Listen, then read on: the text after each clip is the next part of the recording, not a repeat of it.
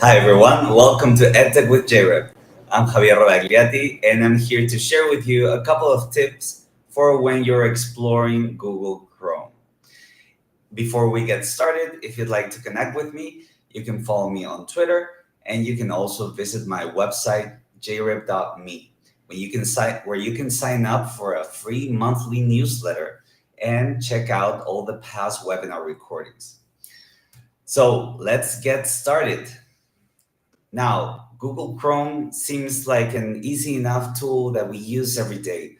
But let me tell you that there are many things that we could be doing better. There are many hidden tips and tricks that we can use to leverage Google Chrome. So this is my new tab. This is how my new tab looks. And you can see, but this is the first thing I see, right? And you can see that below there are some shortcuts, and this is because I've been using this account for some time. But now I want to show you a part of it that is going to be very useful moving forward.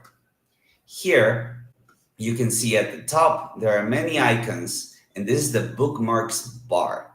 I use it very much, a lot, very frequently.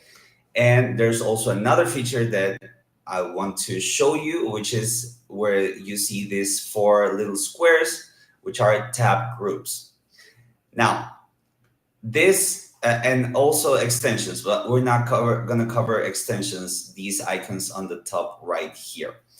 Now, it might seem a bit intimidating because it's already set up. I've been doing this for a while, setting up these icons and shortcuts and how to make it easy for me to use my Google Chrome. So let's go to something that is a bit blank so we can start over. Now, here I have a totally blank account that has no bookmarks, no shortcuts, nothing.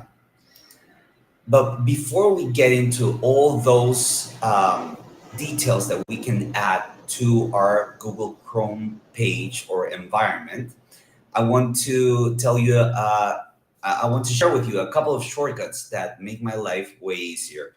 And it's super easy to access some things with these shortcuts. So as you can see here in my toolbar, in my search bar, I've written docs.new. What does that mean? Well, if I press enter there, it's going to create a new Google document. And it's going to place it on the top folder on my drive.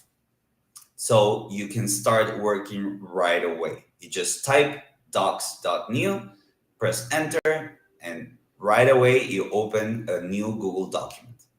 Now, yes, this also works with Google Sheets. There we go. We get a new spreadsheet just by typing sheets.new. It also works with Google Slides, slides.new. It's going to give me a brand new presentation. And it also works with forms.new. So Google Forms, it's going to get you a new page of Google Forms, a new form that you can fill out and edit. You can start on that right away. So these are a couple of tricks that really help me when I'm trying to create a new document. I can organize it in my Google Drive later, but when I start creating, it's just quick like that. Then let's go to the address bar again here. And we're going to see, I'm going to teach you how to quickly get to your saved passwords on Google Chrome. We have tons of passwords nowadays, and if you're following security guidelines and keeping a separate password for each account, that gets tiring. It's impossible for anyone to remember this. So what I do is I set up my Google Chrome profiles and I save all my passwords there. So I only have to remember the password for my Google account, and that's it.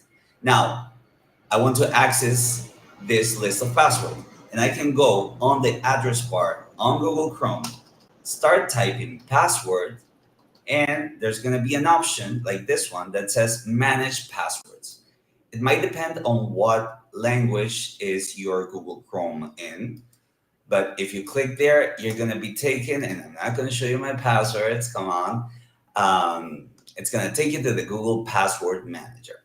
Another powerful feature of the address bar is if you start typing the @ symbol, you're going to get a couple of options like Gemini, bookmarks, history, tabs. So if you type @Gemini, or you just type and then you select this from the list, it's gonna tell you that now, right from the address bar, you can chat with Gemini. So it's gonna open a new conversation with Google Gemini so that you can ask it whatever you want.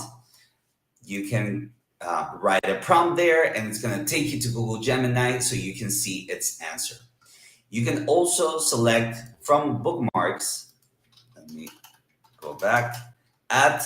@bookmarks, it's gonna ask you to give a word or two to search within your bookmarks. But since this is a new account, a demo account, I don't have any bookmarks, so there's nothing I'm gonna be able to look for in there right now. Another option for when you type the @ symbol on the address bar on Google Chrome is to access your history. You can access your web browsing history quickly. Just add history, and you'll be able to directly search any past website, any website that you have visited in the past from the address bar. So you can see here it says enter a word or two. So you can type it there, and you're gonna get the results on the history page. Now, I don't have any history, so I'm not gonna do it. You also have, and I think this might be very useful for many teachers around the world, because we all know we use too many tabs at the same time. Look, I'm only 5 minutes in, and I already have 7 tabs open. So it can get tricky to manage them, especially when they become so many that the only thing you see is a tiny sliver of the logo of the website. You know what I mean, right? So tabs search is going to be your friend. So if I click on that option, add tabs, I can look for whatever I want, for example, forms, and it's going to give me the results of that search right here. So if I click here, I will go to the tab that contains that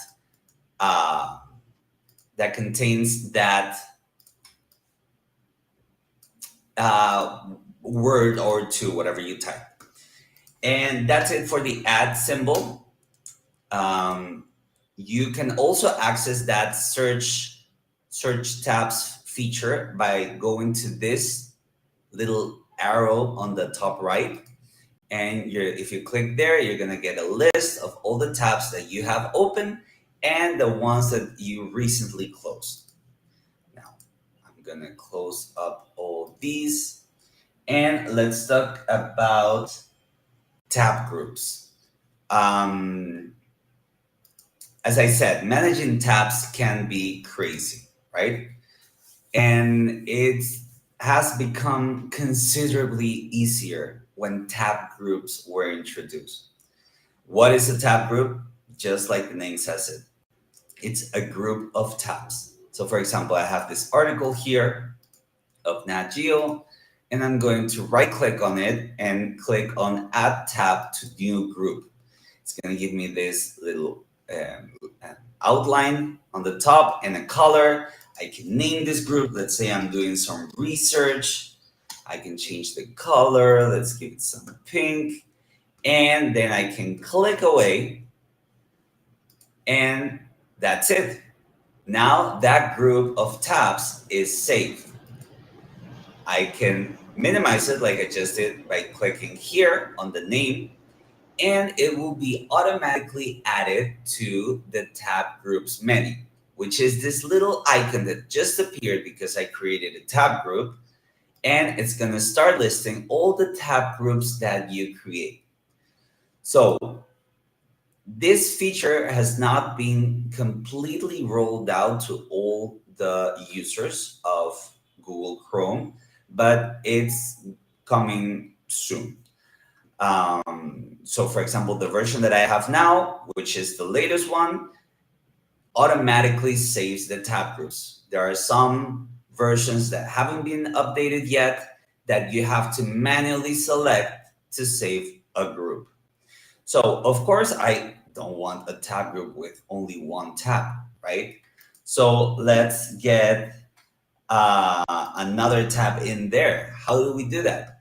You can just click on the tab here on the top and drag it until the colored outline comes over this tab. Now, new tab, in this case, is part of the same group as the Nat Geo article. Let me open another, let's say, Wikipedia random article, okay? And we're going to create a separate group. Well, it doesn't have to be an article. We can create a separate group. Again, I can right-click on the tab, add tab to group, but now I'm gonna see if I want to add it to research, the one that's already created, or I want to create a new group. So let's make this disappear for a second.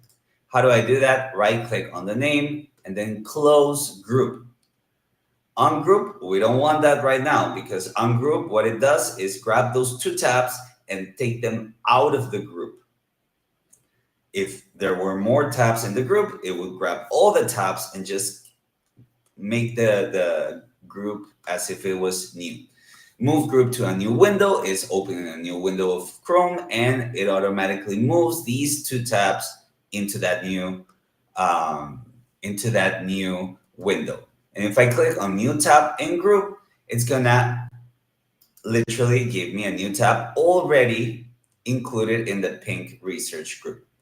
Now, have you noticed that sometimes here I can see the research button on the bookmark bar and the little 4 squares button. For example, here it doesn't show, here it doesn't show, but here it does show.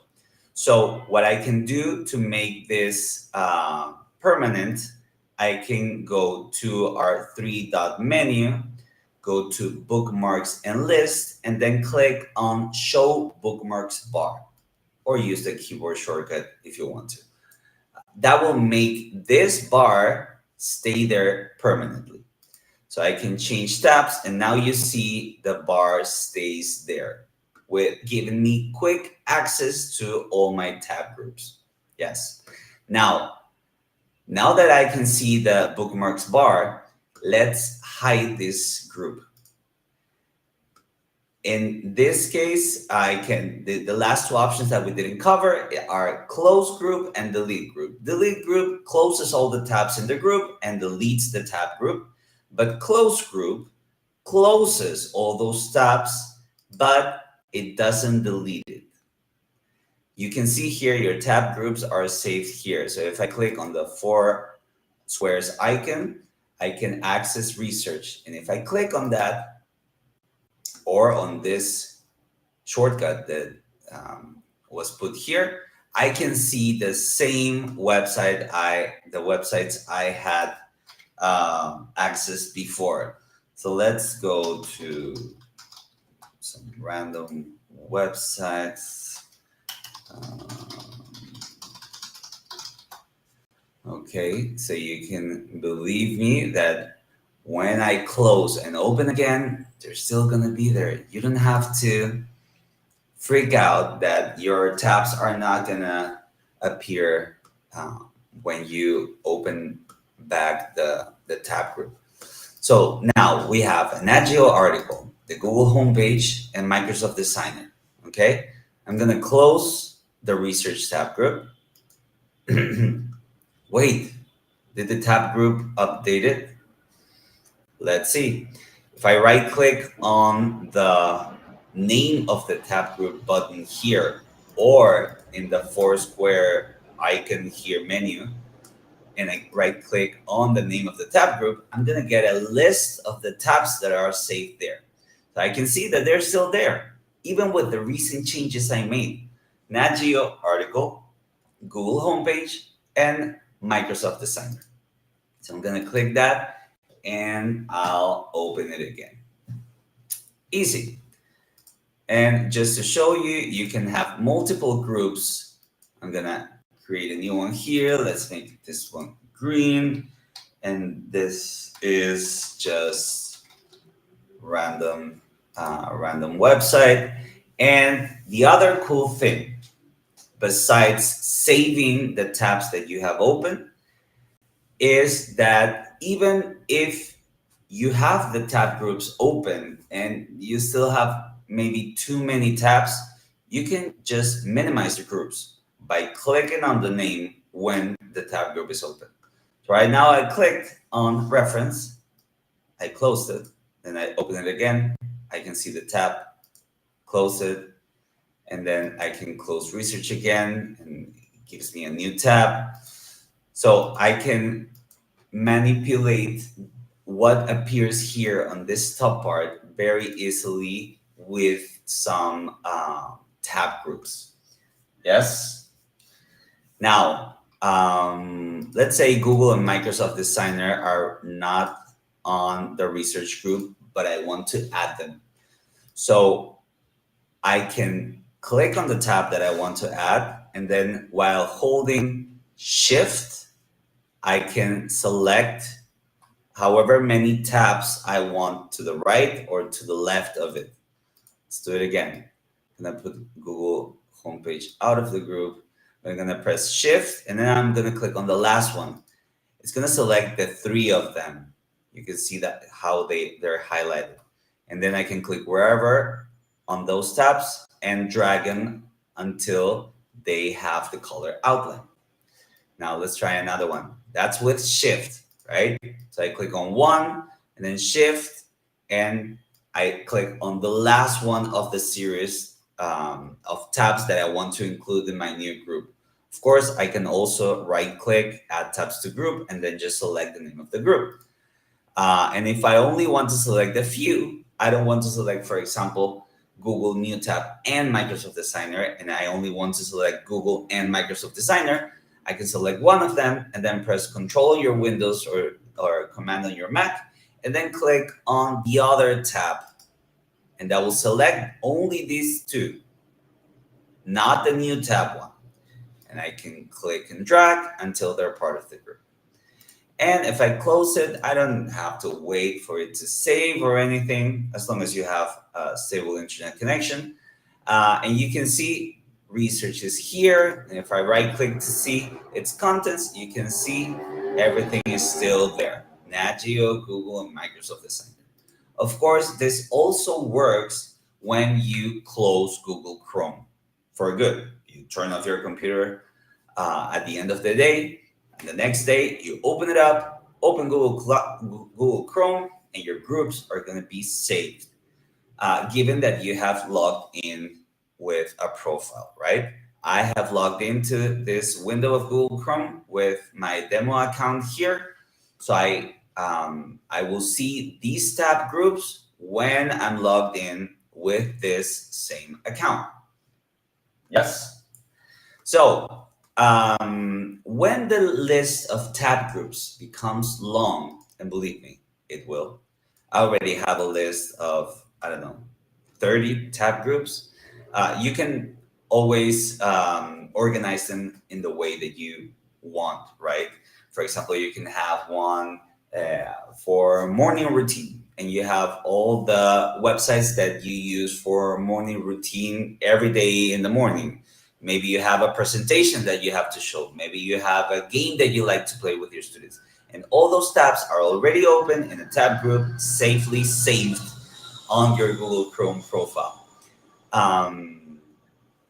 Or you can go, that's like for a moment, right? You can organize or group your tabs by topic. Morning meeting, or you can also have another tab group that is for grading, another one for research, for content, for assessments, etc., etc. So that will be very helpful to have a lot of tabs, but that will make this list grow long very quickly. So if you have too many tab groups here, let's create one more just to try to see if this is gonna work. I'm gonna just put whatever, temporary, and then I want this to disappear, because once you reach 4 groups here, the next tab groups that you create, they're gonna go to this list, but they're not gonna appear on the bookmarks bar. So these groups here that you can see on the bookmarks bar, they are pinned to the bookmarks bar. So if I click on pin, it's gonna disappear from this area, but it's still gonna be on this list.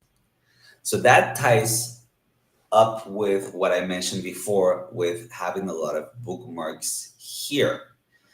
So depending on how you use your Google Chrome, you can have maybe a couple of groups already here. I tend to use all 4. I have 4, the most important tab groups that I use every day. I put them up here, and then the rest of them are just in this 4 squares I can list and I can quickly access.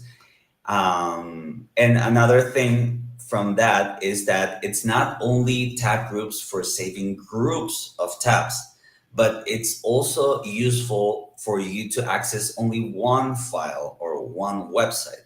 So what if I want to access that Nat Geo article that I have?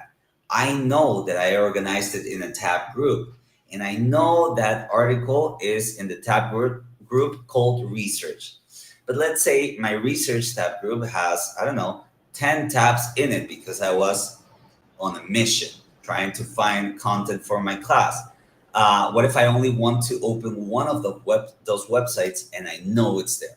So I go to the 4 squares icon here, click on it, then right click on the tab group name. And since you can see the list of the tabs that group contains, you can click on the one that you want and it's gonna be open. Now you will notice that this version of this website doesn't have the colored outline on top. So you haven't opened the tab group. What's interesting is that the original website, the original link, it's still in the tab group.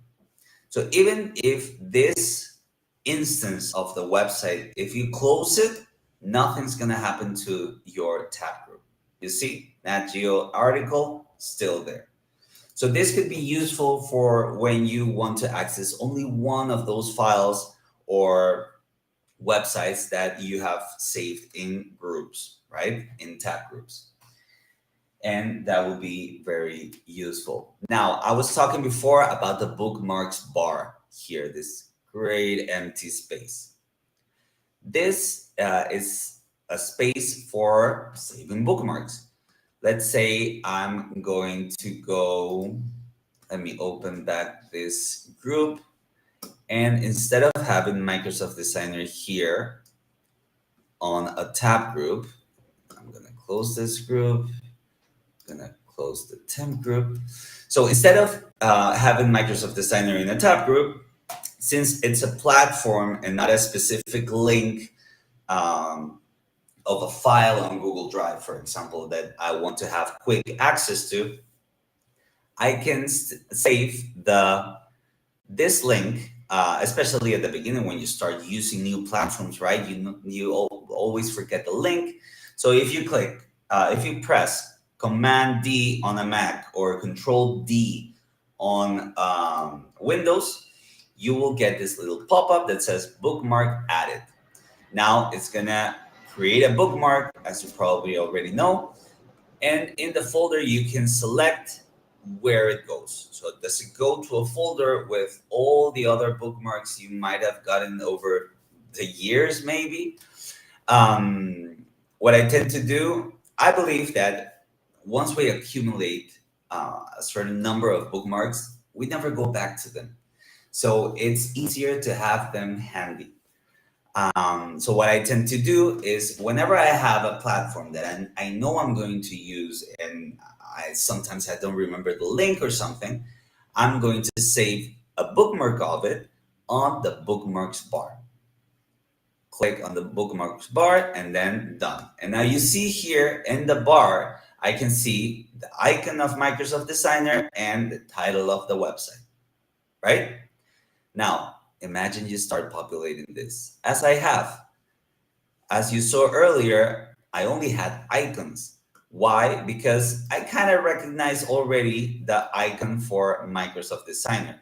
So I can just right click on it, then click edit, and then select the whole text of the name and delete it. Because Google Chrome only cares about the link. So it's gonna save the link and it's gonna give you the icon of the website of the website that link points to. That link points to.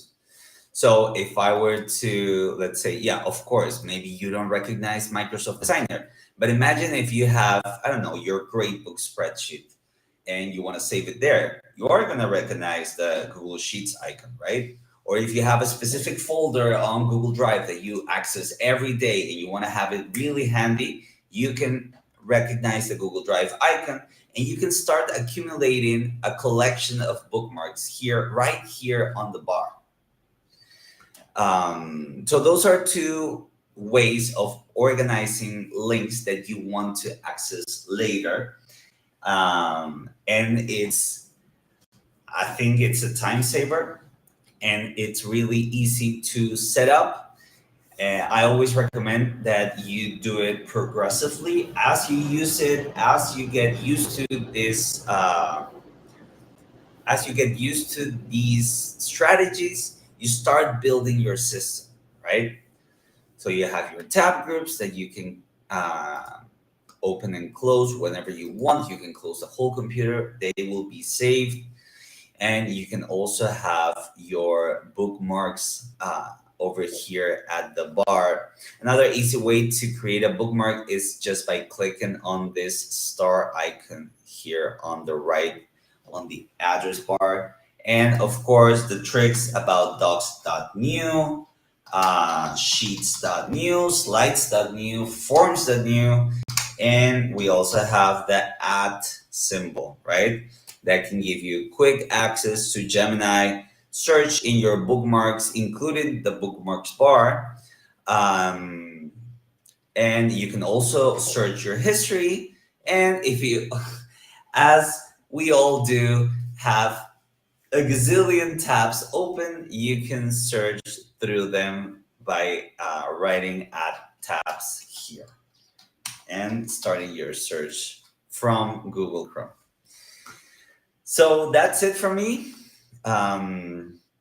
That's it from me. I hope you enjoyed this edition of Exploring Google Chrome, that you have a couple of new tips and tricks that are going to make you save some time and have some smarter interactions with technology in your field of education. As usual, if you want to connect with me, you can follow me on Twitter. And you can also go to my website, jreb.me, where you can sign up for a monthly newsletter that is free. And you can also check out all the past recordings of the webinars, all the past webinar recordings. That's all from me. I'm Javier Roagliati, and this has been